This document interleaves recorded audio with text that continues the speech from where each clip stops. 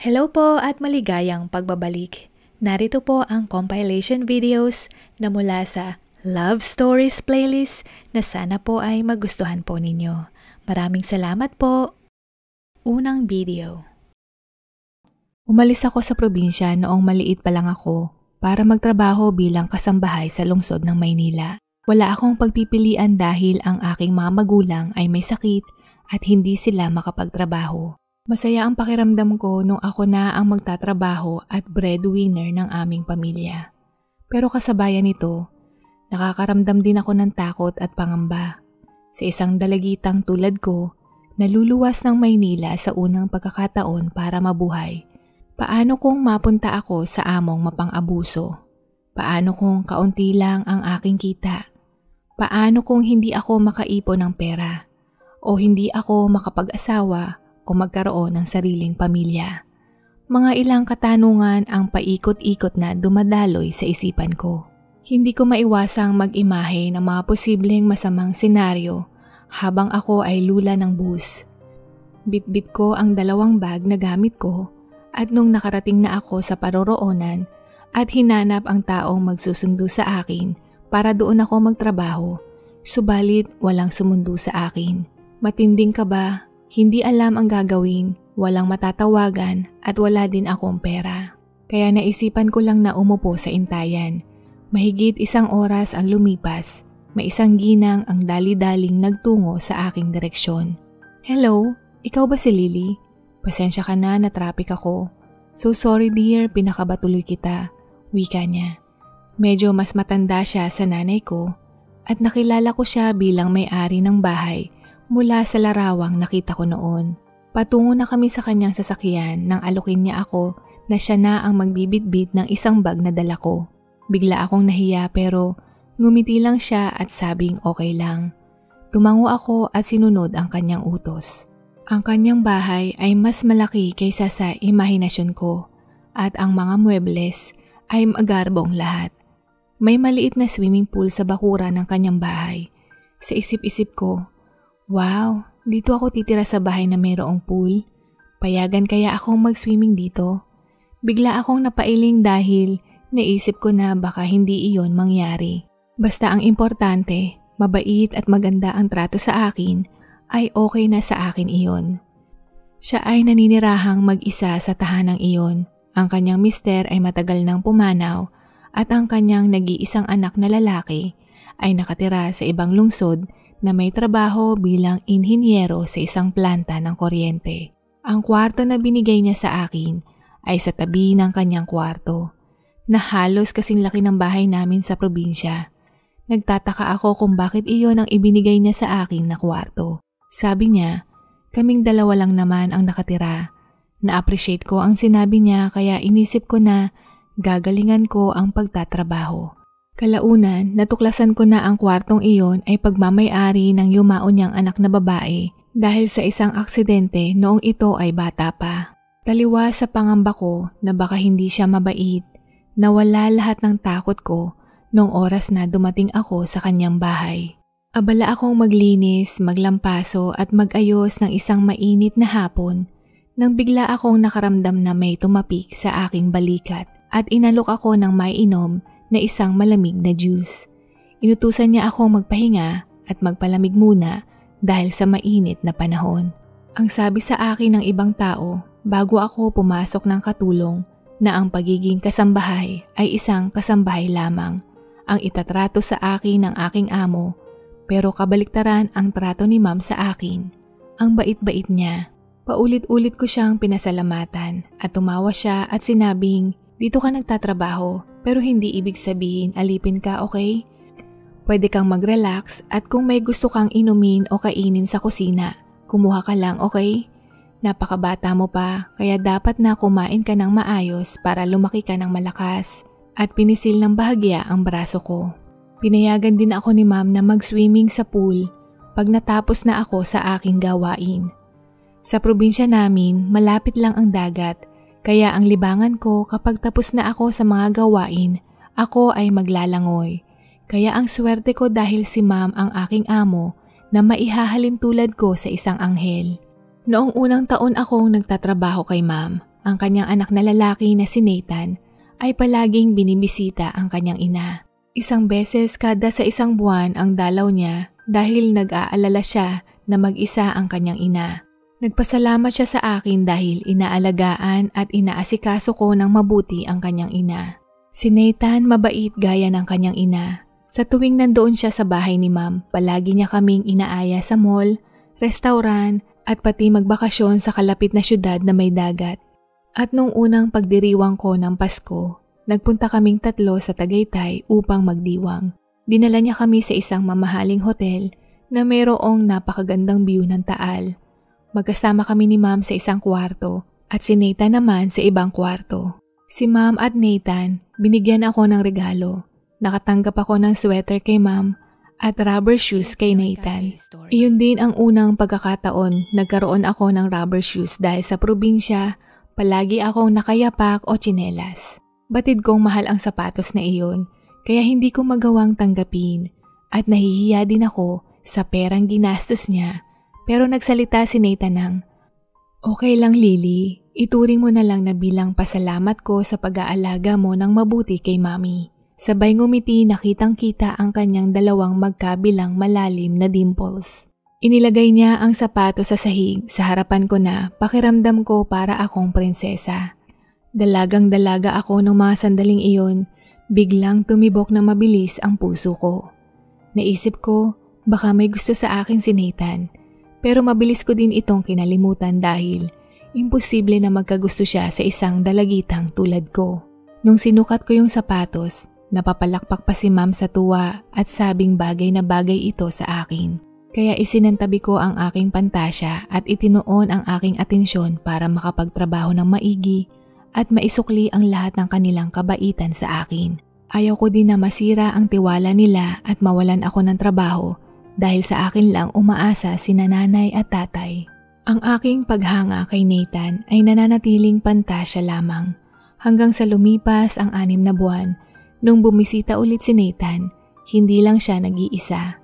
Meron siyang kasamang babae na pinakilala niya hindi lang nobya kundi ang kanyang fiancé. Siyempre ako ay nadismayado pero masaya ako para sa kanya. At si ma'am, triple ang sayang nararamdaman dahil nakatagpo na ng babae si Nathan para sa kanya. Dahil palagi niyang pinapanalangin na ikasal na ang kanyang anak, lalo't na siya ay nagkakaedad na. Aaminin ko po, parang pinunit ang puso ko pero wala akong magagawa. Iyon ang realidad at kailangan kong tanggapin. Subalit may nangyari na hindi inaakala ni ma'am na mangyayari. Ang unang agam ni ma'am ay nangyari nung unang beses ni Nathan at Camille na bumisita sa bahay. Bumulong si Camille pero mukhang hindi bulong dahil narinig ko at ni ma'am ang sinabi niya. "Honey, binigyan ka ba ng mami mo ng pera?" Mukhang inaasahan niya na magbibigay si ma'am sa kanila ng pera. Sa isip-isip ko, siya tong walang dalang regalo sa magiging biyanan niya tapos inuobliga pa niya si ma'am na magbigay ng pera sa kanya. Ikalawang senyales ay tumawag si Nathan at nanghihingi ng pera sa kanyang ina. Kaya malaking palaisipan iyon sa kanyang ina. Merong maayos na trabaho si Nathan at nung ilang taon kong naninilbihan doon ay ni minsan hindi ito humingi ng pera kay ma'am. Bakit kaya kailangan niya ng pera? Tanong ni ma'am sa akin pati na rin sa sarili niya. Kalaunan, nalaman namin kung bakit. Gusto ni Camille na lumipas sa isang malaking condominium para silang dalawa ay manirahan sa isang bahay at para na din sa kanilang pamilya balang araw. Malaki ang deposito na hinihingi, malaki din ang bayad sa upa at kahit na malaki ang sweldo ni Nathan, batid nitong hindi ito sasapat.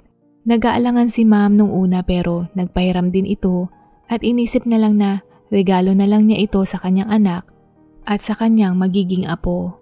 Ang mahalaga ay masaya si Nathan hanggang sa hindi pa doon tumigil ang paghingi nila ng pera. Dumating sa punto na halos napapadalas ang paghingi ni Nathan ng pera kay ma'am. Mga dahilan na may problema sa kanyang trabaho, mga hindi inaasahang gastos at iba pa. Sino ba naman ang magulang na nakakatiis sa anak? Alam ko wala kaya bandang huli nagbigay si ma'am ng pera. Nagpatuloy ito ng mahigit 1 taon. Si Nathan at Camille ay umuwi sa bahay at doon nagdiwang ng Pasko. Ito ang muli nilang pagbisita matapos ang halos 8 buwan. Malugod pa rin silang tinanggap ni Ma'am. Napansin ko si Nathan na parating nag-aalala ang kanyang mga tingin, pero mukha naman siyang masaya. At nung nagpalitan sila ng regalo, si Ma'am ay nakatanggap ng blouse na mukhang isang mumurahing blusa. Niregaluhan ni Ma'am si Camille ng isang leather bag. Tuwang-tuwa si Camille hanggang sa nagsalita siya ng, "Thank you po Ma," at tiningnan ang loob ng bag. Hindi po ba pa-good luck ang merong lamang pera sa bag bago ito iregalo sa iba? Wala po kasi akong nakitang pera dito eh, dagdag niya. Ang tono ng kanyang pagkakasabi ay inuobliga niya si Ma'am na maglagay ng pera doon. Hanggang tinanong ni Ma'am si Nathan ng, "Ano pala ang regalo mo kay Lily?" Nandoon ako sa kusina, pabalik na sana para ihain ang merienda nang marinig kong nagsalita si Ma'am. Sumagot si Camille ng, "Wala po Ma, isang katulong lang naman iyon. Hindi niya kailangan ng regalo kasi pinapasweldo niyo naman siya eh." At biglang ngumisi. Bigla akong nakaramdam ng pagkahiya. Kaya napabalik ako sa kusina. Totoo naman ang sinabi ni Camille. Bigla akong nakaramdam ng matinding pagkahiya. Bumalik ako dala ang merienda at kasabayan nito, binigay ko ang regalo kay Ma'am, Nathan at Camille. Hindi man mamahalin pero ang mahalaga ay nakaalala ako. Kay Ma'am, isang cross-stitch na may disenyong paborito niyang bulaklak. Kay Nathan at Camille ay mug mula sa isang sikat na coffee shop. Regalo ko po bilang pasasalamat sa lahat po ng kabutihan niyo po sa akin. Nahihiya na halos pabulong kong sabi. Biglang umilag ng tingin si Camille at si Nathan naman ay napayuko. Pero si Ma'am ay nakangiti na simbolo na nagustuhan niya ang regalo ko sa kanya. Si Ma'am binigyan din ako ng regalo. Doon hindi ko na mapigilan na mapaluha. Kaya nagpasalamat ako at nagpaalam na tatapusin ko ang ginagawa ko sa kusina. Pero ang totoo, pupunasan ko ang aking luha. Bago umalis si Nathan, humingi siya ng paumanhin sa akin dahil wala siyang regalo.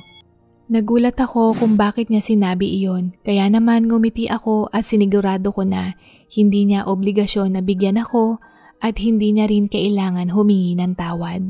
Dito din nagsimula ang halos araw-araw na paghingi ng pera ni Nathan kay Ma'am. At sa tuwing nag-uusap sila, pinapaalalahanan niya ang kanyang anak na mag-ingat kay Camille lalo na tungkol sa pera. Napagtanto ni Ma'am na iba ang ugali ni Camille pagdating sa salapi. Ngunit kahit anong paalala, habilin at paulit-ulit na sinasabi ito kay Nathan, walang epekto ito na tila ba tuluyan na siyang nabighani at nahulog sa isang malalim na balon na haling kay Camille. Hanggang sa isang araw nakatanggap ng balita si Ma'am mula sa kanyang anak na nakatakda na silang ikasal sa loob lamang ng 3 buwan. Pilit man ni Ma'am ngumiti at maging masaya pero para pa siyang lalong nalulungkot. At makalipas ang ilang linggo, biglang dumating si Camille sa bahay ni Ma'am nang walang pasabi. At sinabi niya kay Ma'am na gusto niyang bumili ng sarili nilang condominium. Imbes na masayang ang bayad sa upa, mas maganda ang pera sa kondo na magiging kanila at meron silang sariling tahanan bago sila bumuo ng pamilya. At isa pa, mayaman naman daw si Ma'am. Nalaglag ang panga ni Ma'am at ako halos mabitawan ko ang tray nung marinig ko ang halaga ng hinihingi niya. Nung sumagot si Ma'am na wala siyang ganoong kalaking pera, iminungkahi ni Camille na ibenta ni Ma'am ang kasalukuyan niyang bahay. Tutal mag-isa lang siyang naninirahan sa malaking bahay na iyon. At ang makukuhang pera mula sa bahay ay makakatulong sa pagbili ng kondo. Lumipat daw sa mas maliit na apartment si Ma'am para mas madali siyang maalagaan. Hindi makaimik si Ma'am hanggang sa sinabi niya na pag-iisipan niya ito. Matagal-tagal na ding namomoblema si Ma'am tungkol dito. Mas lalo lang nitong pinagtibay na mukhang ang pera si Camille. Nung nagkausap sila ni Nathan, mukhang naimpluwensyahan na din ang utak nito at sumagot din na para naman iyon sa mga apo niya sa hinaharap. Nagpaalalang muli si Ma'am pero sarado na ang magkabilang tainga ni Nathan. Dahil walang ibang mapagbubuhusan ng galit si Ma'am, nakikinig lang ako sa mga sinasabi niya, sa mga hinanaing niya, sa kanyang pagkadismayado kay Nathan. Hindi ko man kayang tumulong pagdating sa salapi, kaya naman hinahayaan ko lang si Ma'am para maibsan ang kanyang nararamdaman. Hanggang sa may isang balita na nagbago sa aming buhay. Kaya pala si ma'am ay namomroblema ng ilang mga buwan ay dahil nalugi ang kanyang investment. Ang kaibigan niya ay na-bankrupt at wala nang naibalik na pera sa kanya. Dahil dito, kinailangan niyang ibenta ang bahay at yung pera na pinagbentahan, lumipat siya sa isang apartment na sakto ang sukat para sa aming dalawa. Labis siyang humingi ng paumanhin sa akin dahil hindi lang ako ang nabigo niya, lalong-lalo na ang kanyang anak. Sabi niya rin na hindi niya na ako kayang pasahurin at pwede akong umuwi ng probinsya o maghanap ng ibang mapapasukan. Ang puso at isip ko ay iisa dahil hindi ko kayang iwanan si ma'am. Lalo na't mahina din ang kanyang katawan na mas lalong lumala ang kanyang kondisyon dahil sa nawalang pera. Mariin akong tumanggi kahit na ilang beses niya akong sinabihan hanggang siya na ang sumuko. Batid kong wala na akong makikita na katulad niya. Ipinasok niya akong waitress sa isang restaurant ng kanyang isang kaibigan. Sa tulong ng kita ko dito, maaari kong hatiin ito sa amin ni ma'am at sa aking mga magulang sa probinsya. Nagpasalamat si ma'am sa akin. At para mabigyan ng pag-asa at gana si ma'am, palagi kong sinasabi na makakaraos din kami. Nung niyakap ako ni ma'am, batid kong siya ay lumuha dahil pumatak ang kanyang mga luha sa aking balikat. Labis talaga akong naaawa kay ma'am, kaya hindi ko naiwasang magtanong sa Panginoon bakit naranasan ni ma'am ang ganitong pagsubok. Nung marinig ni Nathan ang balita, dali-dali siyang pumunta sa nanay niya.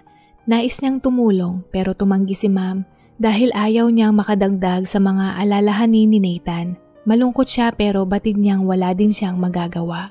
Dito din nagsimulang gumuho ang relasyon ni Nathan at Camille. Dahil si ma'am ang nagbabayad ng upa sa kondo na tinitirhan nila, kailangan na nilang lumipat dahil hindi na nila makakayanang bayaran ito. At syempre, hindi rin mabibili ang gustong bilhin ni Camille. Ang dalawang magkasintahan ay palaging nag-aaway hanggang sa iurong ang kasal. Mga ilang buwan na madalas mag-away na nauwi sa hiwalayan ang kanilang pagsasama. Talagang pinatunayan ni Camille na isa siyang masamang babae. Hindi man lang kinamusta si ma'am, kahit man lang tawag, wala. Ang buhay namin ni ma'am ay mas lalo pang lumala. Saktong-sakto lang sa kailangang bilhin. Hati ang kita ko sa panggastos namin ni ma'am at sa mga magulang ko, kaya nagtrabaho ako ng mas mahabang oras para may dagdag kita. Kita ko sa mata ni ma'am ang pag-aalala, pero hinawakan ko ang kanyang kamay at sinabing, kaya ko po ito. Hanggang sa isang araw, may kumatok sa aming pintuan at pagbukas ko ng pinto, nakita ko si Nathan na mayroong mabagsik at malalim ang paghinga. Pagpasok niya, binigyan ko siya agad ng malamig na tubig. Isang lagok lang niya yung isang basong tubig at nagsalita lamang siya nung siya ay kumalma. Ma'am, Camille and I broke up. Maikling wika ni Nathan. Ayon sa kanya, iniwanan siya nito dahil galit na galit dahil kailangan nilang lumipat. Ano daw ang silbi ni ma'am kung walang pera? Hindi niya kayang mabuhay bilang mahirap. Labis na umiiyak si Nathan at humingi ng tawad sa kanyang ina. Sinimulan niyang magkwento hanggang sa makarating ito sa istorya ng kanilang paghihiwalay. Sobra ang pagtangis habang humihingi ng tawad sa kanyang ina na nagsasabing siya ay isang hangal na hindi nakinig sa kanyang ina. Ngayon niya nakita at napagtanto ang tunay na ugali ni Camille. Napakiramdam niya na hindi siya tunay na minahal kaya labis siyang nahihiya. Ang mag-ina ay nag-iiyakan habang magkayakap samantalang ako nasa kusina na tumatangis din. Nung pareho na silang tumahan at kumalma, biglang nagsalita si ma'am na, nakaramdam ako ng gutom, tara kumain tayo sa restaurant na nais kong bisitahin. Nagkatinginan kami ni Nathan. Ha? Restaurant? Napansin ni ma'am na kaming dalawa ni Nathan ay nagtataka. Pinilit niya kaming lumabas ni Nathan ng bahay at nagtungo sa nasabing kainan. Nung makarating kami, ang ganda ng seafood restaurant. Halata ding mamahalin. Nung dumating ang waiter, ang daming binili ni ma'am. Umorder siya ng pinakamahal na halaga sa menu at maging alak. Nagtataka kaming dalawa ni Nathan pero nagsalita muli si ma'am na, huwag kayong mag-alala. Trust me, I have money. Nabusog kaming lahat sa pagkaing nakahain sa aming mesa. At dito niya rin inamin sa amin ang lahat. Ang lahat ng ito ay palabas lamang ni ma'am para hindi makatuluyan ni Nathan si Camille. Hindi siya nalugi at hindi niya rin ibinenta ang bahay. Ginawa niya iyon para makita ni Nathan ang tunay na kulay ng babaeng iyon. Na ginawa niya din iyon dahil gusto niyang subukan si Camille kung magbabago ba ito o hindi. Na kung tunay ba niyang mahal si Nathan o hindi. Gulat na gulat kami ni Nathan at pinasalamatan din ako ni Ma'am dahil hindi ko siya iniwan at sa mga naitulong ko sa kanya. Natunay ang aking busilak na puso. Bumalik na din kami sa dating malaking bahay ni Ma'am. Labis ang aking kagalakan, nagpasalamat at napayakap ako kay Ma'am. Magmula ng araw na iyon, lumipat na ng syudad si Nathan at doon na din siya sa bahay kasama namin nakatira. Nalaman din ni Camille ang tunay na nangyari, pero kahit anong pagmamakaawa nito, hindi na siya pinansin ni Nathan.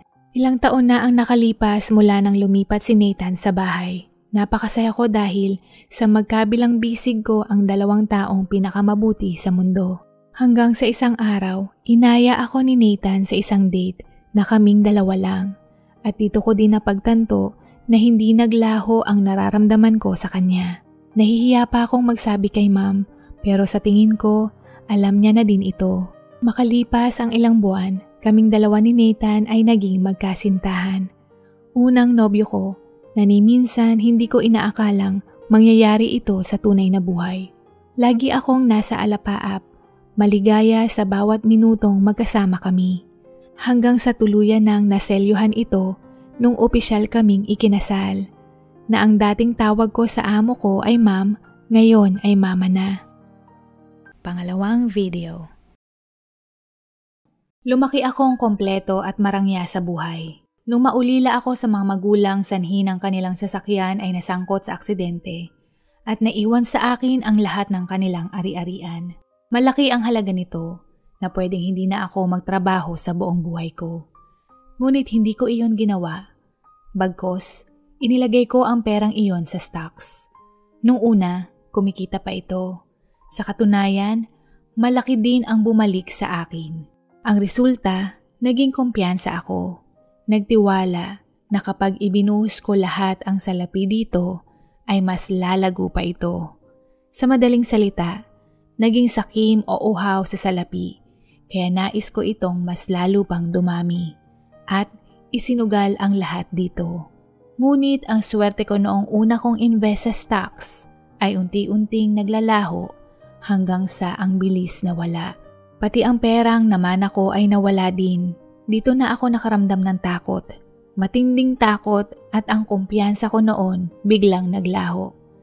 Dala ng pagkataranta, ang natitira kong pera sa stocks ay ibinenta ko na. Yung natira, wala pa sa kalingkingan noong ako ay nagsimula. Dala ng depresyon, lungkot, pangungulila at pakiramdam na ako ay isang talunan.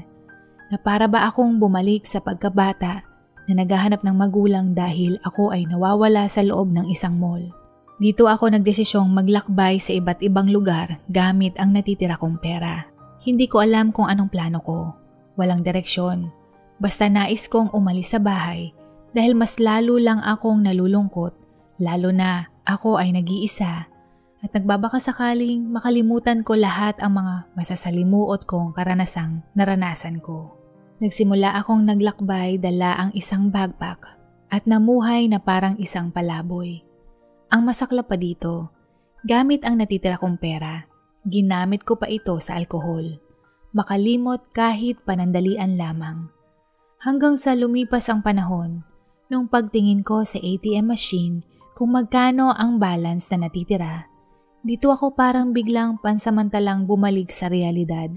Dahil ang natitirang perang iyon ay malapit ng masaid na tipong ilang buwan na lang ang itatagal nito at tuluyan na akong magiging isang tunay na palaboy. Ako ay walang-wala, walang pamilya, walang pera, walang kaibigan. Talagang masasabi mong isa akong malaking talunan at mahinang nilalang. Dito na ako nawala ng pag-asa. Dito na ako sumuko. Ano pa ang saysay ng buhay ko? Sa isip-isip ko. Nais kong mawala na, wakasan kung anuman ang dinaranas ko ng mas mabilis para matapos na itong suliranin kong ito. Ganito ko mailalarawan ang nararamdaman ko nung mga sandaling iyon. Noong mga panahon na iyon, nasa isa akong malayong probinsya ng bansa. Naglalakad ako sa kalsada sa isang maputik at hindi sementadong kalsada. At dito may nakita akong isang babae na palaboy din. Ang pagkakaiba lang namin, mas malinis ang damit ko, kamay at paa, kaysa sa kanya. Nakaupo siya sa gilid sa tabi ng isang karinderya, namamalimos sa mga taong pumapasok at lumalabas sa nasabing kainan. Sa hindi ko maipaliwanag na dahilan, matinding awa ang naramdaman ko para sa kanya. Naisip ko, ibili na lang siya ng pagkain kaysa gamitin ang perang iyon sa bote ng gin. Inaya ko siya sa loob. Hindi naman siya tumanggi dahil alam kong siya ay labis na nagugutom. Habang kami ay kumakain, dito ko napansin na sa likod ng kanyang magulong mabahong buhok, maduming kuko sa kamay at muka, napansin kong siya ay maganda. At mukha pa siyang bata. Kaya naman na-curious ako at nung matapos kaming kumain, umorder ako ng serbesa para sa aming dalawa at dito kami nagsimulang magkwentuhan. Habang siya ay nagkukwento, dito ko napagtanto na siya ay naging pulubi at palaboy, hindi dahil sa isang kahangalang ginawa, kundi masaklap ang kanyang kapalaran. Magmula nung pumanaw ang kanyang mga magulang, siya ay napunta sa pangangalaga ng kanyang mga kamag-anak. Nasa 13 taon ng sekundarya pa lang siya noon, ngunit ang kanyang mga kamag-anak ay madalas siyang inaabuso, lalo na ng kanyang tiyo. Sabi niya, matitiis niya ang pagbubuhat ng kamay pero nung oras na magtangka ang kanyang tiyo na tangkain siyang bastusin habang siya ay naguhugas ng plato, bigla itong nakatayo sa likuran niya. At hindi na siya nag-antay kung saan hahantong ito. Kaya yung hawak niyang plato, naipalo niya sa ulo nito. At dito siya tumakbo ng tumakbo. Hindi na siya bumalik at dito na siya nagsimulang maging palaboy-laboy. Kung minsan, nakakakuha siya ng part-time bilang tagahugas ng pinggan, kapalit ang pagkain. Kung minsan wala, kung minsan meron. Nung matapos niyang ibahagi ang kanyang buhay, dito ko napagnilay na ang buhay ko kaya humantong sa ganito, hindi dahil malupit ang mundo sa akin, na may umapi sa akin, na may nanlamang sa akin, na may umabuso sa akin, na naging ganito ang buhay ko, palaboy at walang pera, kundi dahil sa sarili ko, sa mga mali at kahangalan kong ginawa, tulad ng pag-invest sa stocks, na ginawa ko ito kahit na hindi ko ito masyadong naiintindihan. Na sinayang ang natitirang salapi sa alak para mas lalo kong sirain ang sarili ko. Na sinayang ang natitirang pera sa paglalakbay, mag-check-in sa mga hotel na malakas gumastos kahit na alam kong wala akong pinagkakakitaan. Na malinaw na ako at ang babaeng pulubing kasama ko sa mesang iyon ay magkaiba ang aming karanasan. Na naging mahirap ako dahil sa kagagawan ko. Samantalang ang babaeng iyon ay naging mahirap dahil sa mga taong malupit sa kanya. Dito ako parang pinukpok ng martilyo sa ulo dahil buong akala ko, ako ang pinakamahirap dito sa mundo.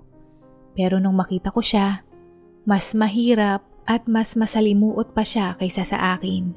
Na kung tatanungin mo ang iba, hindi mo masasabing ako ay mahirap dahil nakakabili pa ako ng pagkain, alak at nakakatulog pa ako sa murang motel, pero ang babaeng iyon, siya ang tunay kong masasabing walang-wala. Bigla akong nahiya. Wala akong dapat ireklamo sa buhay ko. Wala akong karapatang magreklamo at isisi sa mundo o sa iba ang nangyari sa akin. Dahil kung tutuusin, mas maswerte pa din ako dahil meron pang ibang na mas malala ang sitwasyon kaysa sa akin. Noong mga sandaling iyon, hindi ko alam pero parang may magnet na humihila sa akin papunta sa babaeng iyon. Kakaibang pakiramdam na gusto kong mas humaba ang oras para makapag-usap pa kami. Kaya naman umorder pa ako ng serbesa at pareho kaming nag-inom. Hanggang sa nalasing kami pareho at pareho kaming nagpunta sa isang motel. Nung pagising ko nung kinaumagahan, nakita ko ang aming mga damit sa sahig, sa banyo, na bigla kong naalala na sabay kaming naligo at sa unang pagkakataon, Dito ko nakita ang tunay niyang anyo. Makinis ang muka at siya ay mukhang manika. Kaya matinding kahihiyan ang naramdaman ko dahil pakiramdam ko, sinamantala ko ang pagkakataong iyon. Matinding pagsisisi dahil bigla akong naawa para sa kanya. Dito ko naisip na ang perang nasa akin. Wala itong magiging epekto sa buhay ko dahil para sa akin, hindi ito malaking halaga.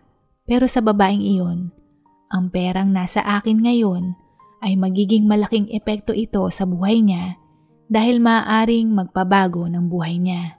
Ang halagang salapi na ito, para sa akin, maaari akong magpatuloy sa ganitong buhay ng ilang buwan.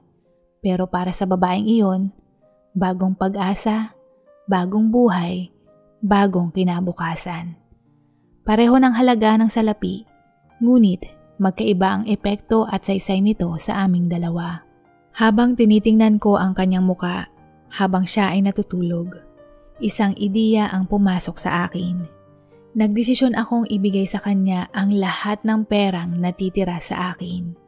Dahil alam ko sa sarili ko na sasayangin ko lang ito. Pero kung ibibigay ko sa kanya, alam kong papahalagahan niya at gagamitin niya ito para magbago ang kanyang buhay at mabigyan siya ng pangalawang pagkakataon. Kumbaga, one true selfless act. Dahil ang buhay ko ay puno ng ganid, makasarili at kahangalan. Lumabas ako at kinuha ang lahat ng perang natitira sa akin habang siya ay natutulog at inilagay ang pera sa sobre at nagsulat ako ng mensahe. Ang perang ito ay para sa iyo. Sana ay makatulong ito para magpabago ng iyong buhay. Maraming salamat dahil maraming bagay akong natutunan mula sa iyo. At patawad sa nangyari sa atin. Hindi ko intensyong samantalahin ang pagkakataon, pero maniwala ka, ang bawat oras na kapiling kita ay isa sa pinakamasayang oras na nangyari sa akin. Ngayon, handa na akong umuwi para magsimulang muli dahil sa inspirasyong ibinahagi mo sa akin. Maraming salamat muli at sana magamit mo ang perang ito upang gumanda ang iyong buhay. At kung pahihintulutan ng tadhana, baka mag-cruise muli ang ating landas at magkita tayong muli. Mag-iingat ka palagi. Paalam sa'yo. Papalabas na ako ng pinto nang bigla siyang nagising at nakita ang sobre at sulat na iniwan ko sa tabi ng kama. Uy! Teka lang. Saan ka pupunta? Tanong niya. Mabilis niyang binasa ang sulat at nagsalita muli. Anong nangyayari? Ano to? Sambit niyang muli. Na nalilito, naguguluhan at nagugulat sa nangyari, lalo na alam kong naalimpungatan siya. Hindi ako umimik at nakatayo lang doon bit-bit ang aking backpack. Babalik ka ba? Tanong niyang muli. Oo, sagot ko kahit na hindi ko naman planong gawin iyon. Talaga? Totoo ba yan? Nangangako ka bang babalik ka? Paninigurado niya. Oo nga, babalik ako. Sumagot lang ako para hindi na siya magtanong muli at para makaalis na din ako. Okay sige. Ako din. Mangangako na mag-iintay din ako sa'yo. Iintayin kitang muli. Kaya pakiusap sana bumalik ka ha. Seryoso ako at hindi ako nagbibiro. Hihintayin ko ang pagbabalik mo, okay? Sabi niya ng malumanay na boses. Okay, maikli kong sambit at tuluyan na akong lumabas ng pinto at lumisan. Nung pag-uwi ko, parang bagong enerhiya ang nananalatay sa katawan ko. Buong buhay ko, nakadepende ako sa mga magulang ko. Marangyang buhay mula sa pagkain, damit, bahay, pati yung paglalakbay ko sa iba't ibang lugar. Lahat iyon ay galing sa mga magulang ko. At ngayon, ako na lang mag-isa. Pakiramdam ko, ibang mundo na ang ginagalawan ko dahil mag-isa kong kailangan alagaan ang sarili ko. Na kumita para sa sarili ko. Na paghirapan ang bawat sentimong gagastusin ko ay galing sa dugo at pawis ko. Na matutunan ko ang tunay na halaga ng pera dahil hindi ko alam ito noon. Totoo nga ang sabi ng iba. Ang perang galing sa iba o bigay ay madaling gastusin kaysa sa perang pinaghirapan mong kitain.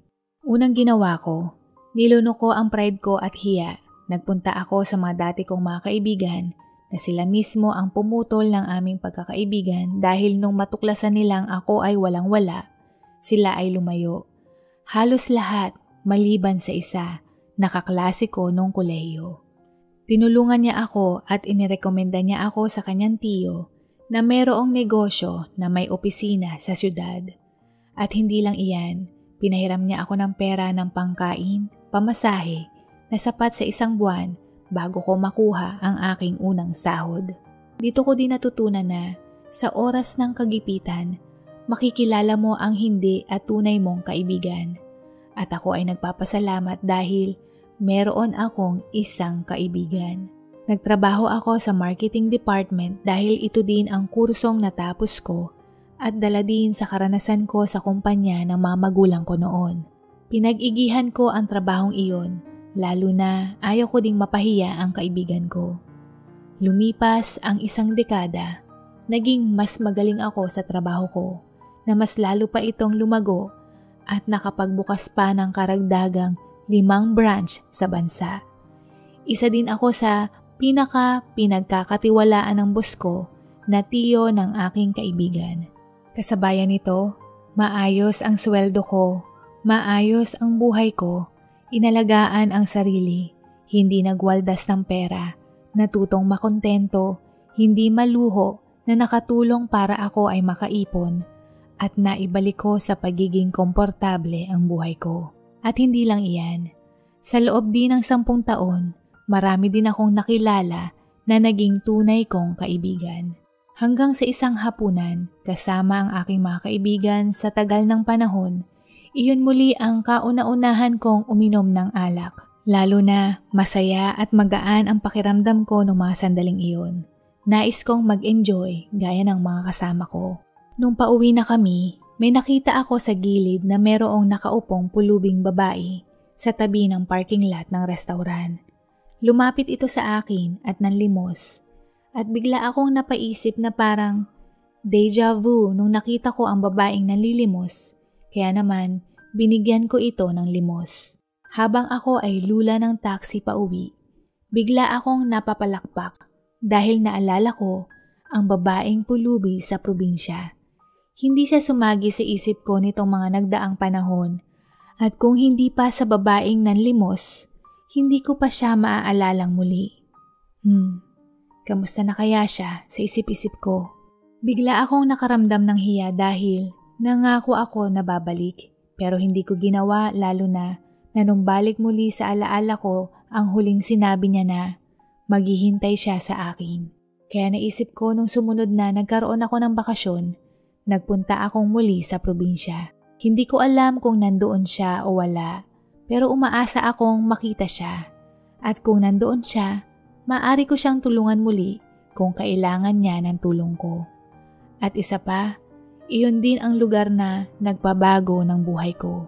Ang gaan ng loob at pakiramdam ko nung makabalik ako sa lugar na iyon. Para ko na iyong pangalawang tahanan. Binisita ko ang mga lugar na dati kong pinuntahan, kumain sa dating kainan, at hinanap din ang babaeng nakilala ko dito sa probinsya. Pero tila ba hindi ako sinuwerte na makita siya. Nalungkot ako pero hiniling ko na kung saan man siya naroroon ay sana maayos ang kanyang buhay. At nung huling gabi ko sa lugar, inirekomenda ng hotel ang isang sikat na seafood restaurant sa lugar kaya naman nagtungo ako doon upang maghapunan. Totoo nga ang sabi ng hotel, masarap ang pagkain kaya napa-order ako ng serbesa at ine-enjoy ang pagkain. Nung pang-4 na alak ko na, medyo nararamdaman ko na ang alkohol sa katawan ko. At merong babaeng lumapit sa mesa ko. Sino to? Sa isip-isip ko. Pero yung babae, inilapit niya ang mukha niya sa akin at tinitigan ako ng matagal. Napaatras ang ulo at katawan ko habang takang-taka ako sa kilos niya. At bigla na lang siyang sumigaw. Ikaw! Ikaw nga! Lahat ng tao sa restaurant ay napatingin sa gawin namin. Habang ako naman ay wala pa ding ideya sa nangyayari at nagsalita siyang muli. Ako to! Hindi mo ba ako natatandaan? Ako to, yung sinulatan mo at binigyan ng sobre. nakangiti at excited niyang pagkakasabi.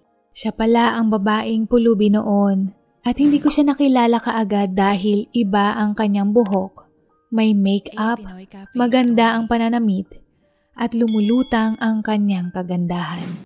Hindi pa din ako nagsasalita at yung ngiti niya biglang napalitan ng luha. Nung siya ay tumahan, ibinahagi niya sa akin ang nangyari sa kanyang buhay. Gamit ang perang binigay ko sa kanya, ang una niyang ginawa ay bumili siya ng malinis na damit. Nag-ayos, ilang beses naligo, nilinis ang kuko sa kamay at paa, nagpagupit at naghanap ng trabaho. Nakakuha siya ng trabaho sa isang maliit na restaurant bilang waitress at tagahugas ng plato. Mas madali siyang natanggap kasi hindi na siya marumi at mabaho. At isang beses, tumulong siya sa pagluluto sa kusina at natuklasan niyang may talento siya sa pagluluto. Mabait ang kanyang naging amo. Nakita sa kanya ang pagpupursige at pagiging masinop kaya tinuruan siyang magluto ng iba't ibang klase ng potahe. Lumipas ang panahon, ang may-ari ng restaurant ay matanda na at hindi na kayang patakbuhin ang kanyang negosyo. Inalok siya kung gusto niyang bilhin ang kanyang restaurant, pero hindi sasapat ang kanyang pera. Ngunit, pumayag naman ang kanyang dating amo na maaari niyang hulugan ang natitirang halaga. At malakas ang loob ng dati niyang amo na lalago ang restaurant dahil magaling siyang magluto at hindi mawawala ng customers.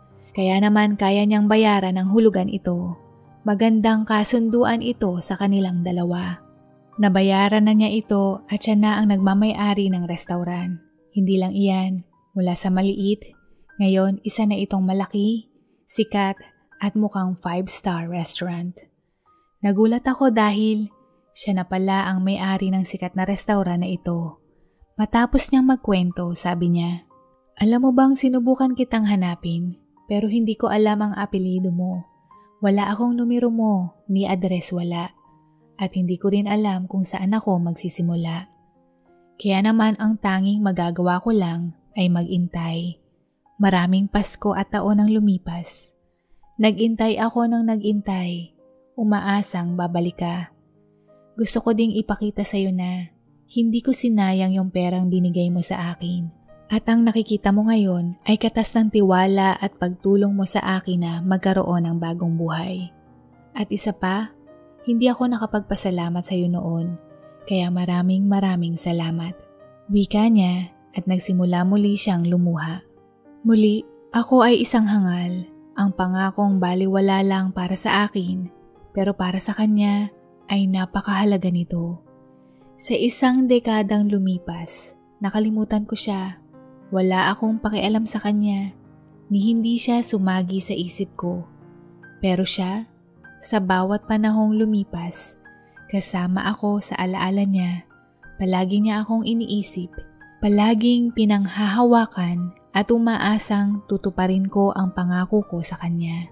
Patawad, isa akong hangal, hindi ko naisip. Sana ay mapatawad mo ako. Humihingi ako ng kapatawaran sa iyo. Nagpapakumbaba kong sabi. Okay na sa akin, ang mahalaga, bumalik ka. Sagot niya at ngumiti. Niyakap namin ang isa't isa at nung gabing iyon kami ay naging isa muli. Anong plano mo na ngayon? Tanong niya. Okay lang ba sa'yo na ako ay nasa tabi mo palagi? Sagot ko.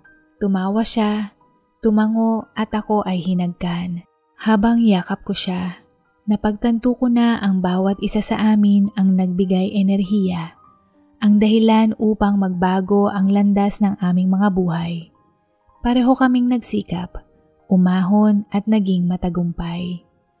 At hindi man ako makapaniwala ng una, lalo na sa tagal ng panahong lumipas. Pero kami pala talaga ang itinadhana para sa isa't isa. Dito na po nagtatapos at sana po ay nagustuhan po ninyo ang mga kwentong ito. Hanggang sa muli, paalam at God bless po!